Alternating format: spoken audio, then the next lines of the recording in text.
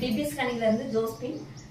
தேனீக்கள், அதாவது நான் தேனி வளர்ப்ப கத்துக்கிட்டு தேனீக்களால எந்த அளவுக்கு உன்னதமான ஒரு இடத்தை அடைஞ்சிருக்கேன், அதே மாதிரி அந்த தேனீக்களை வாழ வைக்கிறதுனால நாட்டுக்கும் சரி வீட்டுக்கும் சரி என்னென்ன நல்லது நடக்க போகுது, பிறந்த உடனே முதல் உணவா தொட்டு வைக்கிறதுல இருந்து கடைசி காலம் வரை தேனை எப்படி பயன்படுத்தலாம், கடவுள்கள் காலத்துல என்னென்ன தேன்ற உணவு எப்படியெல்லாம் பயன்பட்டது எகிப்து நாட்டுல, அதே மாதிரி பூச்சி இனங்கள் தோன்றிய விதத்துல இருந்து எல்லா விஷயங்களும் இந்த தேனி வளர்ப்பு வீடியோல உங்களுக்கு கொடுக்க போறேன். தேனீக்கள் ஒன்னொன்னு எவ்வளவு கஷ்டப்பட்டு இந்த உணவை உருவாக்குது, அதே மாதிரி உங்களுக்கு தேவையான கேள்வி பதில் நீங்க இத கமெண்ட்ல நீங்க கொடுத்தீங்கன்னா உங்களுக்கு சனி ஞாயிறு அதுக்கான விடைகளை ஒவ்வொரு வாரமும் உங்களுக்கு இதுல போஸ்ட் பண்றோம்.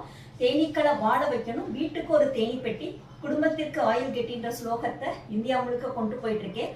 ஒவ்வொரு வீட்டிலும் தேனீக்கள் நம்ம வீட்டுல வாழ்ந்தா நம்மளுடைய அடுத்த தலைமுறை கண்டிப்பா 100 வயசுக்கு வாழ்றதுக்கு நம்ம ஒரு வழிவகுத்து